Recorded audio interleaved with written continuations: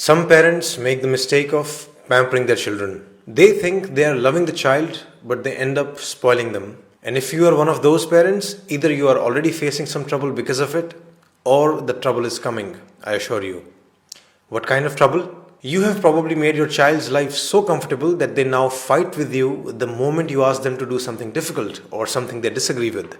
You have given them so many privileges or luxuries that they can't adjust in tougher conditions outside the home. You have perhaps been saying yes to all their demands and now they can't accept a no. They get angry and throw tantrums every time you refuse to fulfill their wish. You have maybe given them so much that they don't even value any of it. In short, they are spoiled.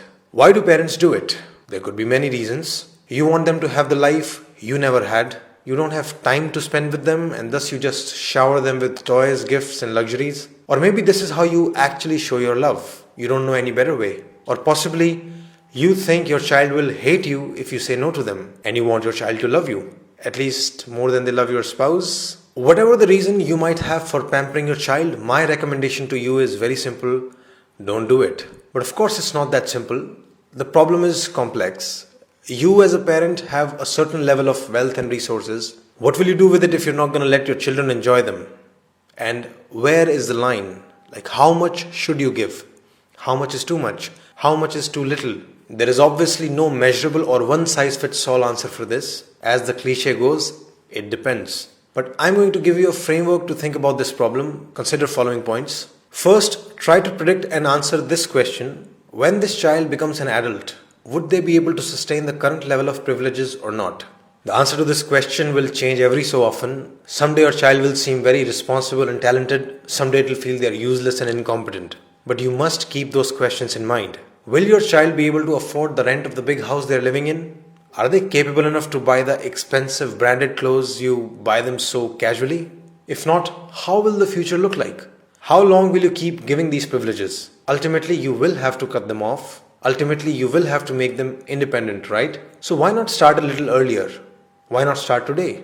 This brings us to the second point. You must, from the beginning, create a balance of responsibility versus privileges in the house. Responsibilities in childhood mostly include schoolwork and house chores.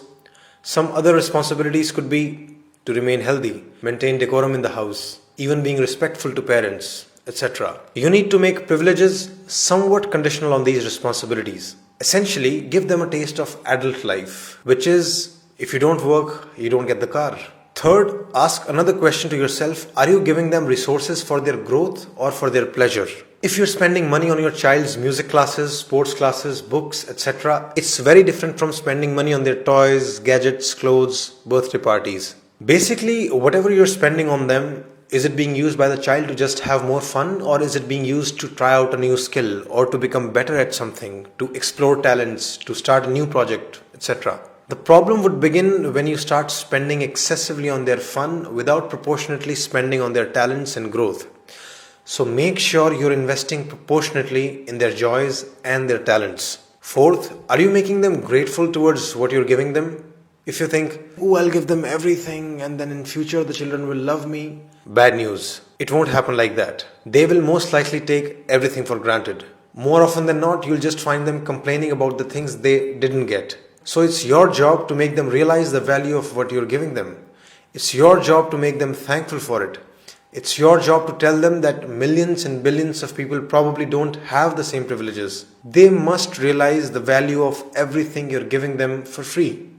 Like, why spend so much money and time on them only to be hated later?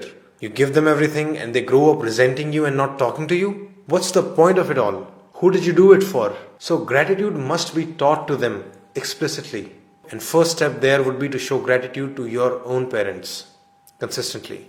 Fifth, you must make your child experience no from time to time. They must learn to deal with it. Of course, don't do it arbitrarily.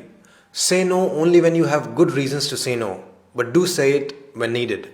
The main thing here is to learn to not be afraid of the child's anger or tantrums. In fact, if they show tantrums or anger, then you'll have to become even more strict in saying no. Your goal is to make sure that they accept your no with respect. And your objective is to teach them that their anger and tantrums will never turn a no into a yes. If you get scared and say yes to avoid fighting with them, you're only making them stronger. This is basic operant conditioning. By letting their anger win, you're reinforcing their bad behavior. In fact, if they show bad behavior, you need to not only stand your ground and stay firm, but you can even go on to cut additional privileges. Say no to something else as well, just as a lesson to them. As a parent, you must strive to have the authority to say no and still be respected. Finally, follow the cliche because it's very true. Your time is the best gift. Children need your time, your love, your care.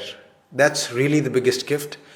Pamper them with your time whenever you can, not with things. If you really want them to love you all your life, give them good memories with you, not just stuff which anyone can buy them. So these were my premises, and I repeat the conclusion: don't pamper your child too much. That's it. If you think your son or daughter needs counseling or life coaching, you should book an appointment either with me or a counselor in my team. I help adolescents and young adults in following areas: taking responsibility and developing work ethic, improving concentration and productivity, controlling screen addiction to video games, phone, TV, internet and social media, managing anger and bad temperament, reducing social anxiety and exam anxiety, dealing with depression, developing crucial human values like respect, gratitude, humility, compassion, etc., establishing basic health habits for diet, sleep and exercise. To book an appointment, option 1, just call me on this number or message me on WhatsApp. Option 2, you can directly go to our website page sridharlifeschool.com/counsel and fill the application form there. To invite me to your school or corporate organization for counseling seminars or to set up a long-term counseling contract, email me at sridharlifeschool@gmail.com or WhatsApp on this number. An important request before you go: if you like the ideas shared in the video or you found some benefit in using them, I request you to help me in growing further. I'm trying to build a team of researchers and video makers so we can deepen our knowledge and make more such videos. You can support me by making a donation to Sridhar Life School. Go to sridharlifeschool.com/donate. If you're watching on YouTube, you can use the Paytm link shared in the description below. Any amount is welcome.